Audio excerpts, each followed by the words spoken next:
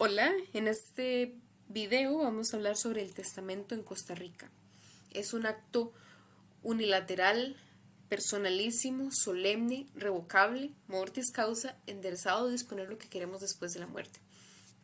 Entonces, si nos piden una lista de, qué sé yo, 6 o 7 características del testamento, vamos a decir que es un negocio jurídico porque cumple con todos los elementos, que es escrito, que es solemne porque requiere ciertas formalidades, que es unilateral, que es personalísimo y que es revocable.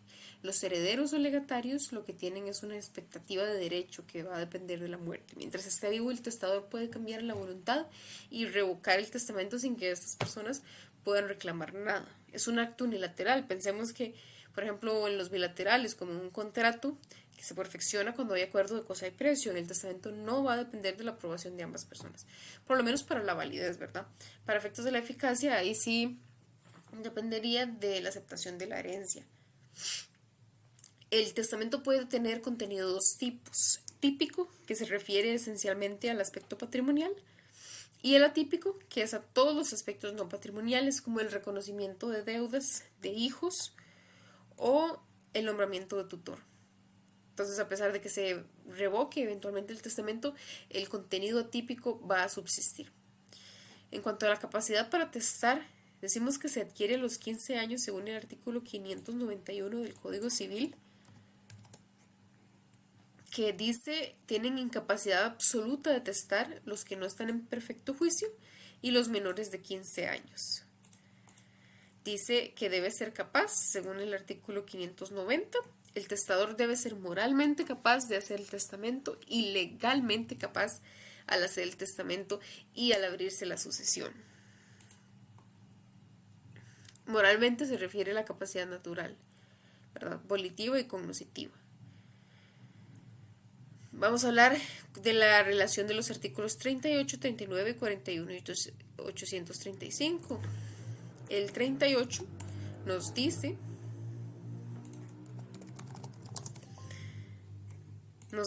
el menor de 15 años es una persona absolutamente incapaz para obligarse por actos o contratos que personalmente realice, salvo los determinados específicamente por la ley, como en este caso el testamento o el trabajo también.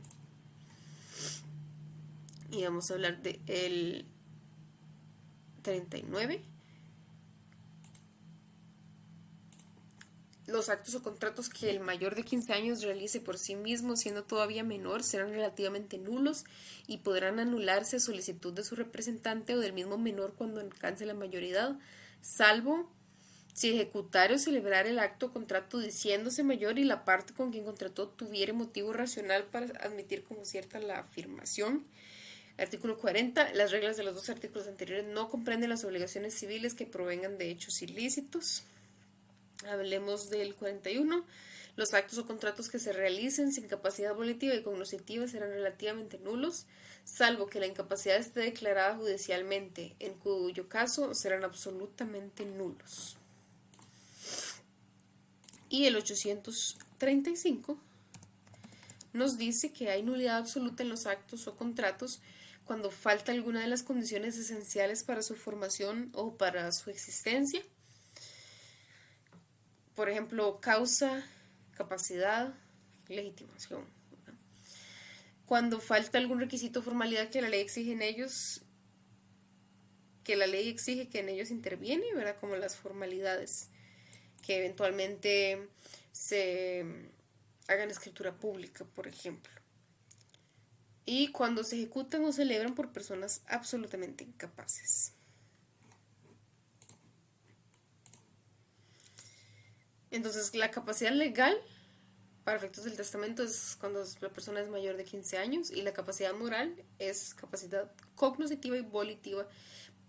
¿Qué quiere decir esto? Que entiende el acto que realiza y sus consecuencias.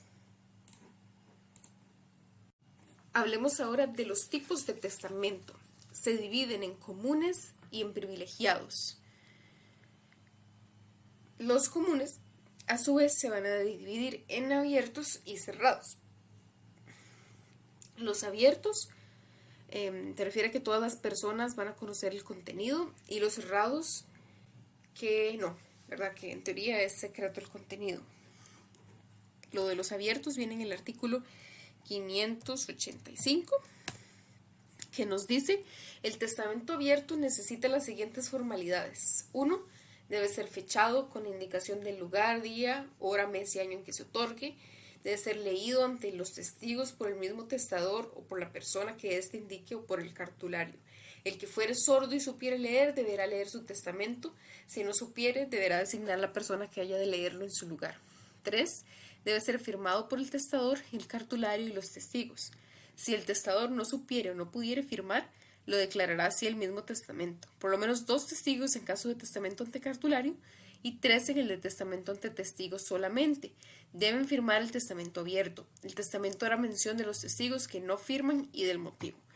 Todas las formalidades del testamento serán practicadas en acto continuo.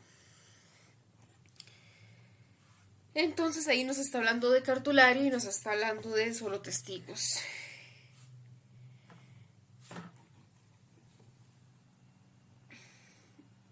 Nos dice que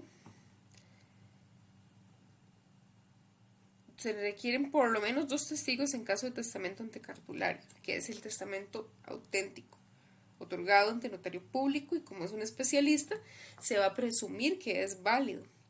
Entonces tiene ciertos privilegios, como que no necesita pasar por el proceso de verificación. En cambio, el otro tipo de testamento abierto, que es el ante testigos solamente, ¿verdad? No ante notario, sí requiere pasar por la verificación, sube la seguridad. Entonces, ¿qué verificación es esa?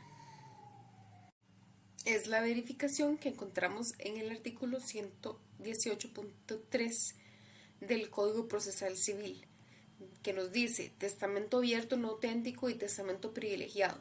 Tratándose de testamento abierto no auténtico y del privilegiado, se procederá a su comprobación. Para tal efecto se convocará a los testigos del otorgamiento, a quienes se interrogará sobre la autenticidad de sus firmas y el cumplimiento de las solemnidades exigidas para la validez del tipo de testamento respectivo, según la normativa civil.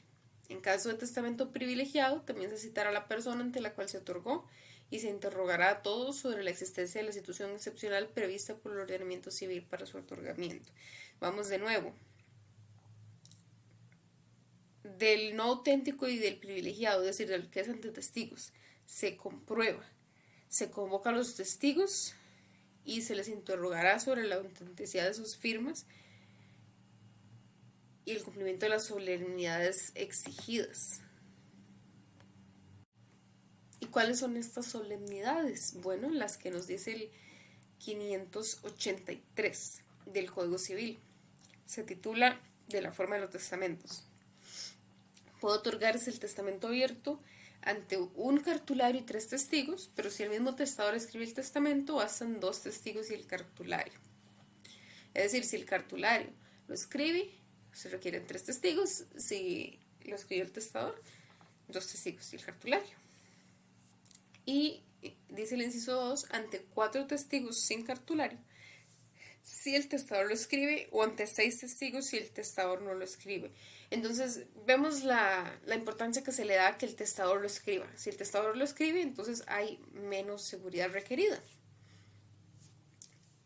Por el contrario, si no lo escribe, si lo escribe alguien más, se requiere más. Entonces vamos a hacer un breve recuento. Hay varios tipos de testamento, principalmente comunes y privilegiados. Entre los comunes tenemos los abiertos, que son aquellos en los cuales todas las personas pueden conocer el contenido, y los cerrados. Los abiertos se dividen en auténtico y en ante testigos. El auténtico no requiere pasar por verificación, el ante testigos sí. Igual requiere testigos. Entonces, si es el testador quien lo escribe, se requieren 2 testigos. Si lo escribe el notario, se requieren 3 testigos. Y cuando es ante testigos solamente, se van a requerir 4 testigos si el testador lo escribe y 6 testigos si el testador no lo escribe. Hablemos del testamento cerrado, que sí tiene que pasar por una verificación. Lo encontramos en el artículo 587.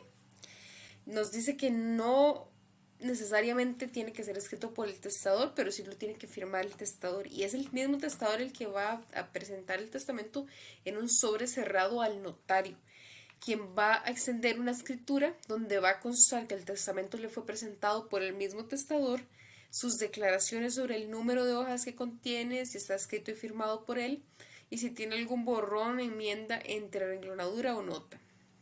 En el sobre el notario va a consignar una razón indicando que, que, que contiene el testamento de quien lo presenta, el lugar, la hora y la fecha de otorgamiento de la escritura, así como el número, el tomo y la página del protocolo donde consta.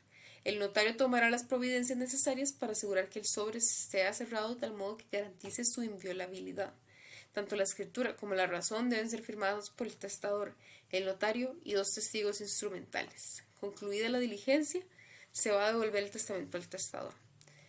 Y quienes no sepan leer ni escribir no pueden hacer testamento cerrado, por seguridad, ¿verdad? Mejor lo hagas en abierto frente a testigos.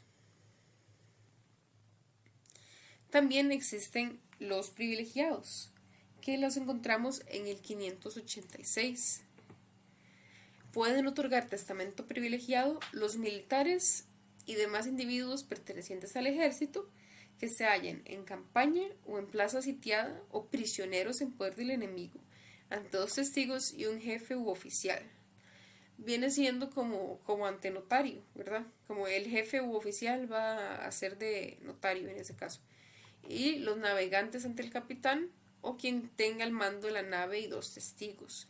El requisito es que solo va a valer si el testador muere durante esa situación en que lo otorgó o dentro de los 30 días inmediatos.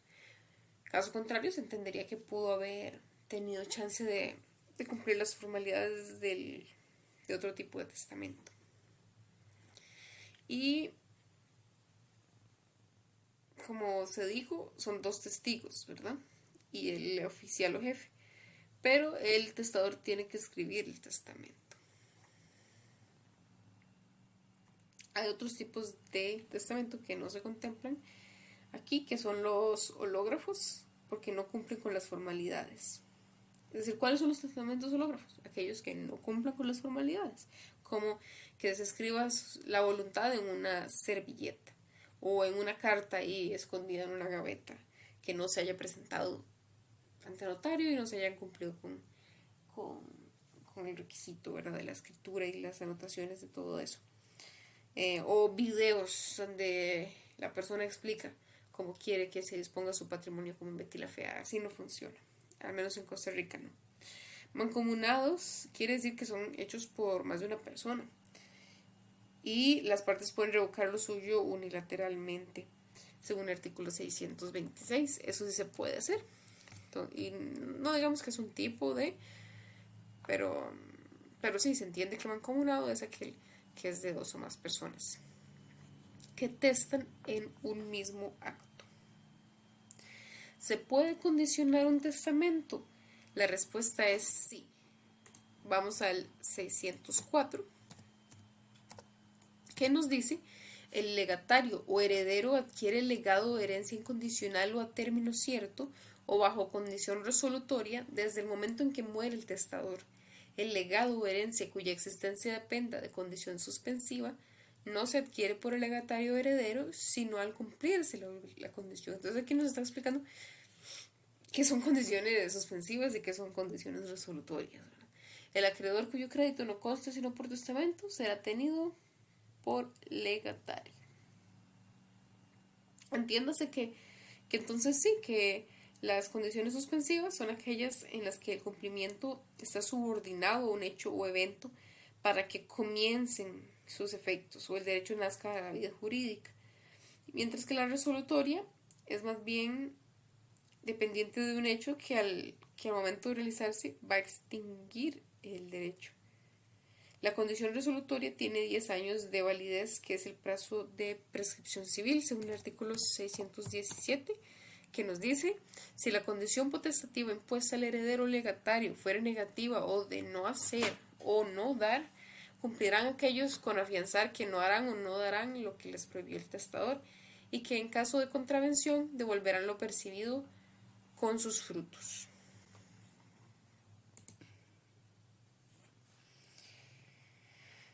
El proceso sucesorio se puede reabrir a petición de parte en un proceso ordinario y una de las causales es el cumplimiento de la conducción resolutoria. Como que fulanita no se vaya del país o que fulanita no haya conseguido un trabajo en el que gane más de tanto. Entonces, en el momento en que fulanita cumple esas condiciones que son resolutorias, ya dejaría de tener esa condición de heredera o legataria, ¿verdad? Ya perdería el derecho. Con la salvedad de que si ya pasaron más de 10 años, pues entonces no se le puede incomodar. Hablemos del concepto de término, rapidito. Es un hecho futuro y objetivamente cierto, a partir del cual comienzan o se hacen los efectos del negocio jurídico. Es diferente a las condiciones porque las condiciones son un hecho futuro e incierto. En cambio, el término es cierto, se sabe que va a llegar, como el tiempo, como el plazo del tiempo. Sobre las condiciones, esas no pueden ser imposibles, ¿verdad? Si son imposibles, se tienen por no puestas y se entrega a la herencia o el legado como si no las hubieran puesto. Hablemos ahora de las limitaciones a la libre testamentificación. Nosotros en Costa Rica no tenemos herencia forzosa, porque ese es en aquellos casos en que la legislación establece que una parte del patrimonio tiene que dejársele a unas personas en particular, pero por dicha no sucede. ¿Cuáles son esas limitaciones? Gananciales, alimentos, cuarto falsidia. Las gananciales es debatibles si son o no una limitación porque como lo que se tiene es un régimen de participación y no de copropiedad, simplemente no puede disponerse de la totalidad del patrimonio que es ganancial porque la mitad pertenece al cónyuge. Entonces, por eso es que sí se podría considerar una limitación en la libre testamentificación, porque un bien que durante el matrimonio está a nombre mío y es mío, pero es ganancial, pero tiene esa vocación ganancial, no puedo disponer de él porque en realidad no es del todo mío. Alimentos, que es lo más importante, nos habla del 595 y el 130.8 del, esa sería del CPC. Pero veamos primero el 595 del CC. El testador podrá disponer libremente de sus bienes con tal de que deje asegurados los alimentos de su hijo hasta la mayoría de edad si es menor y por toda la vida si el hijo tiene una discapacidad que le impide valerse por sí mismo. Además debe asegurar la manutención de sus padres y la de su consorte mientras la necesiten. Si el testador omite cumplir con la obligación de proveer alimentos, el heredero solo recibirá de los bienes lo que sobre, después de dar al alimentario, previa estimación de peritos, una cantidad suficiente para asegurar sus alimentos. Si los hijos, los padres o el consorte poseen al morir el testador bienes suficientes, el testador no estará obligado a dejarles alimentos.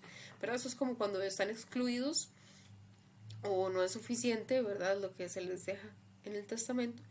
Existe esta obligación alimentaria que está por encima de este principio de la libre testamentificación. Entonces, en este caso, los alimentarios no van a hacer la demanda en los términos de derecho de familia, sino que más bien van a solicitar un crédito alimentario ante la sucesión. Los alimentarios se van a convertir en acreedores. Recordemos que al morir se extingue el vínculo entre el alimentario y el alimentante. Por eso es que se va a dotar a la sucesión de personería jurídica para que se pueda cobrar esta acreencia. En la sucesión legítima funciona diferente porque los alimentarios van a ser llamados ya de por sí por ley a recibir la herencia. Que nos dice el 130.8 del CPC es sobre el adelanto de rentas para alimentos. A solicitud de los interesados se podrá ordenar que de los productos de la administración se les entreguen sumas de dinero a los sucesores que lo necesiten para la satisfacción de alimentos hasta la cantidad que respectivamente pueda corresponderles como renta líquida de los bienes a que tengan derecho, Corresponde al albacea ejecutar lo resuelto en los términos previstos por el tribunal. Entonces, si no hay montos líquidos, si son solo bienes, el albacea tendrá que pedirle al tribunal una autorización para la venta anticipada de los bienes, que puede ser incluso menor al valor del mercado de ese bien. Vean ahí qué importante es cumplir con la obligación alimentaria. A modo de resumen, no se cumple con el vínculo entre las partes. Por eso no se puede demandar al causante por alimentos según demanda de alimentos del Código de Familia. Cuando la sucesión es testamentaria, tiene que demandarse un crédito alimentario para que se haga el cobro de esta creencia con base en los montos del peritaje, porque el patrimonio se va a repartir una única vez y ya no va a haber. Cuando es legítima, ya los alimentarios son llamados por ley y de igual forma los herederos alimentarios tienen prioridad sobre todos los acreedores, excepto aquellos que tengan garantía real. Ni siquiera los que basen su crédito en títulos valores superan a los alimentarios, pero esto lo vamos a ver más tarde. Y la tercera limitación es la cuarta falsidia, que nos aparece en el artículo 612 del Código Civil, que nos dice: si los bienes de la sucesión se han repartido todos en legados, las deudas y cargas de ella se repartirán a prorrata entre todos los legatarios en la proporción de sus legados, y sobre el valor líquido de estos tendrá un 10% aquel a quien se declare heredero conforme a la ley. Entonces tiene como dos partes. La parte más bonita, que es cuando hay un heredero y todos los bienes realmente de la sucesión se repartieron en legados, entonces se va a sacar un 10% del legado de cada uno para reconocerle a este heredero como indemnización. Pero también nos habla de las deudas y cargas de ella. Entonces, esas deudas se van a dividir entre todos para que todos les afecte por igual, lo cual es bastante justo. Hablemos de las sustituciones testamentarias ahora. Pasemos al tema de las sustituciones testamentarias. Sustitución se refiere a que en vez de ser una persona, va a pasar otra a tomar su lugar. Entonces, el testador señala en su propio testamento a otros sujetos para que reciban la herencia en defecto del primer designado. Esto es realmente en cuanto a la sustitución vulgar, que es como poner un heredero o un legatario subsidiario, ¿verdad? Si no está el primero, entonces el otro. O si no cumple la condición entonces el otro. ¿Verdad? ¿Cuál condición? La suspensiva. Y también existe la sustitución fideicomisaria, que es más bien cuando el causante se constituye fideicomitente y en el testamento está creando un fideicomiso para que el fiduciario administre el patrimonio de la herencia y sea, por ejemplo, entregado en tractos a los herederos o legatarios. Ahora vamos a pasar a la parte procesal, al proceso sucesorio, cómo es, con qué se come. Vamos a tener una definición diferente.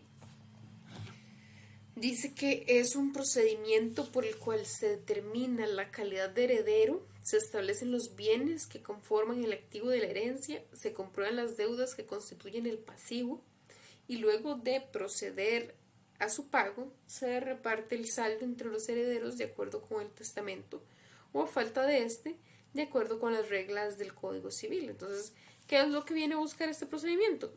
Determinar la calidad de heredero, determinar los bienes que son el activo, las deudas que son el pasivo, pagarlas y repartir lo que queda entre herederos testamentarios o legítimos. En Costa Rica se tiene un único procedimiento para la sucesión testamentaria y la legítima, aunque hay algunas diferencias, pero realmente no hay mayores alteraciones, es en esencia el mismo proceso, que lo vamos a dividir en 4 etapas. La etapa 1 es de trámites previos y de apertura. necesitamos saber quiénes son los herederos, se ofrece la herencia. ¿Quiénes son los acreedores? Se les llama. Tienen que comprobarse los activos a través de una orden al albacea para que presente un inventario. El plazo para aceptar la herencia va a ser de 15 días hábiles, pero es perentorio, no ordenatorio, lo que quiere decir que se pueden apersonar después, inclusive hasta la declaratoria de sucesores, ya sean presuntos herederos o presuntos acreedores. No cualquier persona puede solicitar la apertura del sucesorio, tienen que estar legitimados. Nada más que la legitimación para las etapas previas es diferente, más flexible que la de la apertura como tal. Los notarios no pueden realizar las etapas previas de aseguramiento de bienes o comprobación de testamento abierto. Eso lo tiene que hacer un juez. Para solicitar etapas previas está legitimado cualquiera que alegue un interés legítimo, pero para solicitar la apertura será cualquiera que demuestre un interés legítimo. Y eso lo tenemos en el 118.1 del Código Procesal Civil, que nos dice apertura y comprobación de testamentos. Legitimación. Cualquiera que alegue interés legítimo puede solicitar al tribunal la apertura de un testamento cerrado y la comprobación del no auténtico y del privilegiado. En cambio, nos dice el 126.1 que la apertura del procedimiento para esta apertura, la legitimación la tendrá toda persona que demuestre tener un interés legítimo. Entonces, ¿cuáles son las etapas previas? Tenemos 3: el aseguramiento de bienes, la apertura del testamento cerrado y la comprobación del testamento abierto, u otras medidas que podemos encontrar en el artículo 117 del CPC, que vamos a leer. Medidas cautelares. El tribunal podrá adoptar aún de oficio las medidas cautelares necesarias para la preservación del haber sucesorio y aseguramiento de bienes. Antes o durante el procedimiento sucesorio podrá ordenarse el aseguramiento de los bienes del causante adoptando todas las medidas que sean necesarias. Se asegurarán, en primer lugar, los bienes de fácil sustracción. Se podrán enviar comunicados a los bancos y oficinas públicas y privadas para movilizar los bienes. Una vez practicado el aseguramiento, serán entregados al albacea o a un depositario que designará el tribunal mientras el albacea acepta el cargo. En casos de urgencia, la autoridad de policía podrá poner sellos y vigilar la integridad del patrimonio y comunicar al tribunal a la mayor brevedad posible para que disponga el aseguramiento. Entonces, 3 son aquellos trámites previos que se pueden solicitar, ¿verdad? No tienen que, sino que va a depender de cada caso en concreto. Si es un testamento cerrado, pues tienen que solicitar que se abra para saber quién tiene legitimación para dar la apertura. Aseguramiento de bienes, si los bienes están en riesgo de desaparecer. Y comprobación del testamento abierto, que es el que es ante testigos y el que es privilegiado, que es lo que ya había leído antes. Se va a convocar a los testigos, se les va a interrogar sobre la autenticidad de sus firmas y que cumpla con las solemnidades. Ahora bien, cumplidos los trámites previos, o si no hay, se va a realizar una solicitud de apertura, que la tenemos en el 126.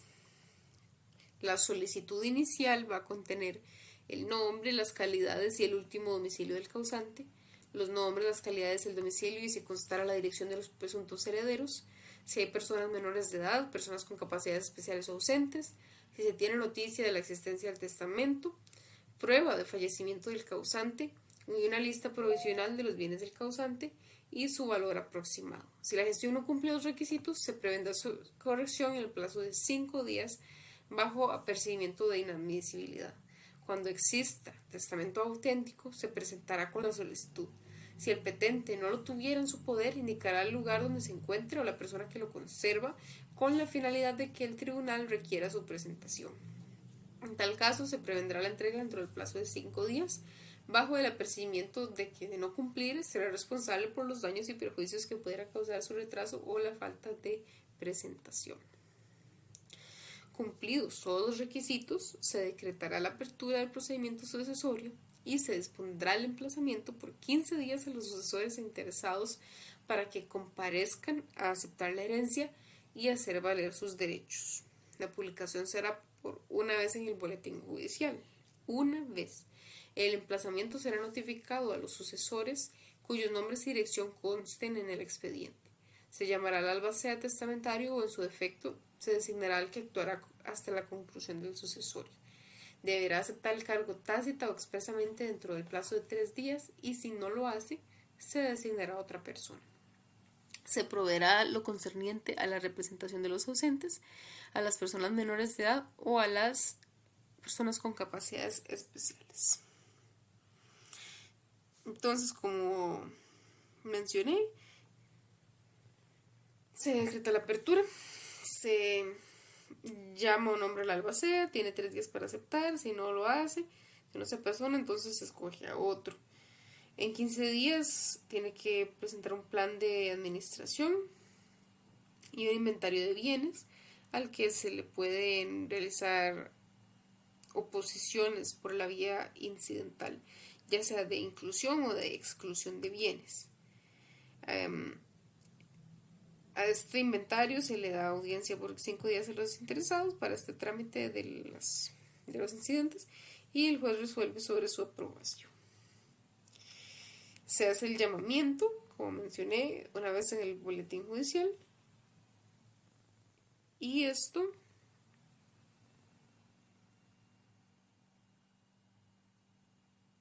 en este plazo tienen los acreedores para legalizar sus creencias y los sucesores para aceptar la herencia o el legado.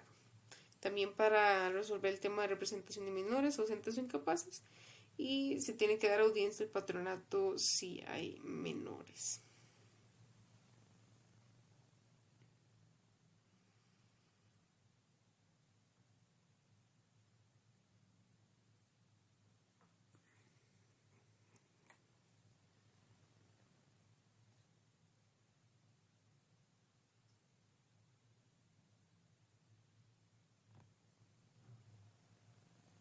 Se tiene que realizar la constatación del activo. Dentro de los 15 días posteriores a la aceptación del cargo, como dije, el albacea tiene que presentar el inventario. Se pondrá en conocimiento de los interesados por plazo de 5 días. Firme la resolución que declara sucesores. Si no existieran objeciones pendientes, se tendrá por aprobado el inventario. Cuando los inmuebles, vehículos u otros bienes tengan asignado un valor tributario o fiscal actualizado en los últimos 2 años o se tratará de bienes cotizados en bolsa, se tendrá como valor real. En los demás casos se nombrará perito. Cuando se nombre perito, el dictamen se pondrá en conocimiento de los interesados por el plazo de 5 días. Si se formularan objeciones y estas fueran procedentes, se nombrará un nuevo perito. El tribunal fijará el precio definitivo tomando en cuenta los informes técnicos. Para incluir o excluir bienes de un proceso sucesorio tendrá legitimación cualquiera que tenga un interés directo. Se seguirá el procedimiento incidental, salvo que la solicitud provenga del albacea. Tiene que realizar la constatación del pasivo y la cancelación. Entonces, todos los acreedores comunes, excepto los separatistas, deben reclamar su crédito en el proceso, indicando de forma detallada los montos pretendidos y acompañando la documentación de respaldo. Los que tengan sentencia firme favorable deberán acreditarlo. Únicamente tienen el carácter de acreedores separatistas aquellos que tengan garantía real o equiparable hasta donde alcancen las garantías. Para cobrar cualquier saldo en descubierto lo deben hacer dentro del proceso sucesorio conjuntamente con los demás acreedores comunes. El pago será pro rata si fuera necesario, salvo motivo legal de preferencia. Procedimiento: Si hubiera acreedores legalizantes, se pondrán los créditos reclamados en conocimiento de todos los interesados por el plazo de 5 días. Si no hubiera objeciones, se resolverá lo que corresponda sobre la existencia, la extensión y la preferencia de los créditos. De lo contrario, la oposición se substanciará por el procedimiento incidental. Cancelación del pasivo y entrega de legados. Los créditos serán pagados, de ser posible, una vez firme la resolución que los tiene por reconocidos. Si fuera necesario, se dispondrá la venta de bienes que se elijan al efecto, la que llevará a cabo el albacea, y pondrán a autorizarse por precio inferior al avalúo cuando las circunstancias lo ameriten. La entrega de los legados se dispondrá siempre y cuando los intereses de los acreedores queden garantizados con el resto de los bienes. Los acreedores y los legatarios de común acuerdo podrán tomar disposiciones para el pago de lo que a ellos corresponda. Con la aceptación del cargo, el albacea entra en pleno derecho y sin formalidad alguna de la posesión de los bienes y ejercerá su gestión y administración hasta la entrega de los sucesores. El cónyuge sobreviviente o el conviviente de hecho al que la ley le confiera derechos y los hijos en que ella vivan podrán continuar habitando la casa que ocupaban en el momento del fallecimiento del causante, mientras no resulte adjudicada a otra persona. Cuando los bienes inmuebles están en poder de terceros en virtud de situaciones de hecho consentidas por el causante por largo tiempo y conforme al ordenamiento jurídico sea necesario plantear una acción judicial para recuperarlos, no se entregarán al albacea en administración ni en posesión, tampoco cuando exista prejudicialidad por pretensiones relacionadas con la integridad o la existencia del patrimonio sucesorio. Si el albacea encontrará dificultad para ocupar todos o alguno de los bienes, reclamará la intervención del tribunal que ordenará ponerlo en posesión. Las potestades del albacea concluyen con la ejecución del convenio de cuenta partición o con su renuncia, muerte o remoción firme. No obstante, en el caso de renuncia debe continuar con la administración hasta que el sustituto acepte el cargo. Todo lo relativo a la administración se tramitará en un legajo separado. Hay rendición periódica de cuentas, plan de administración, productos de administración, venta de bienes, adelanto de renta de bienes por alimentos, cuenta final, etc. Pero hablemos de el resto del proceso, de la declaratoria de sucesores, que estaba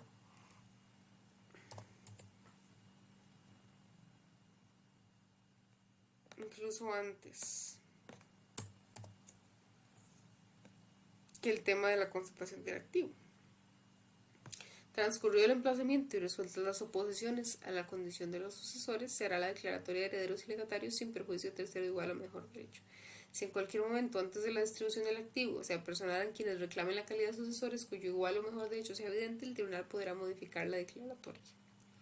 Si se declara heredera a la Junta de Educación, se le podrá poner en posesión de los bienes una vez firme ese pronunciamiento. Entonces ven que realmente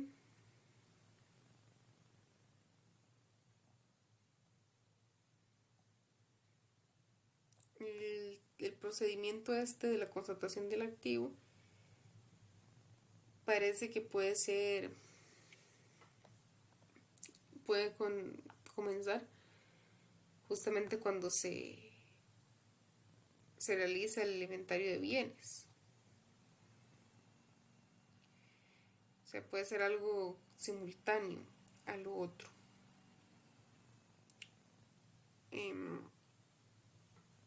Hablemos ahora de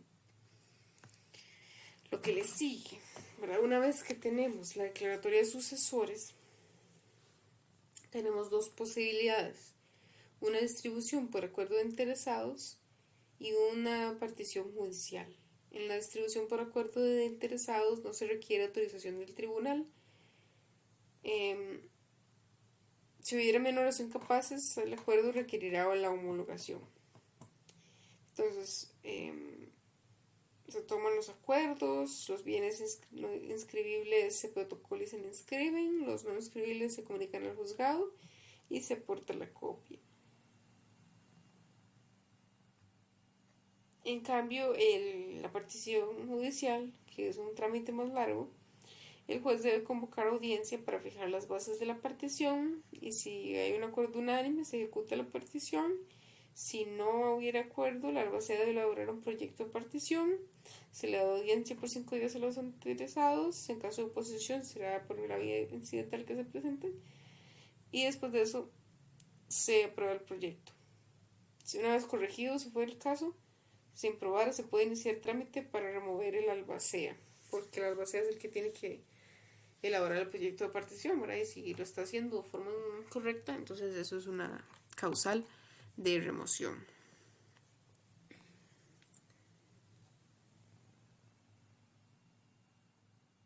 Entonces, dividámoslo otra vez en etapas. Primera etapa, trámites previos y apertura. Segunda etapa, inventario y avalúo. Se le nombra la albacea. Se espera que haga la lista, ¿verdad? El inventario de los bienes. Se hace la depuración de esa lista por la vía incidental. Continúa el avalúo. Si tiene menos de 2 años destinado al valor tributario, son cotizados en bolsa, se toma como su valor real, si no se nombra perito. Si no tienen el dinero para sufragar los peritajes, el albacea tiene que solicitar la venta anticipada de bienes, inclusive por un valor menor al que el bien eventualmente tuviera. Tenemos la tercera etapa, que es la declaratoria de sucesores, y la cuarta etapa, que es la distribución y partición de la herencia, que como dije puede ser la distribución por acuerdo de interesados y la partición judicial, que es con un proyecto de participación que elabora el albacea, que se le da audiencia por 5 días y se reciben oposiciones por vía incidental. En cuanto a la clausura y apertura, pueden producirse por varias circunstancias, como que aparecieron bienes y hay reclamos contra la sucesión. Entonces, si es así, debe llamarse el último albacea nombrado para que atienda este asunto y no implica obligación de redistribución.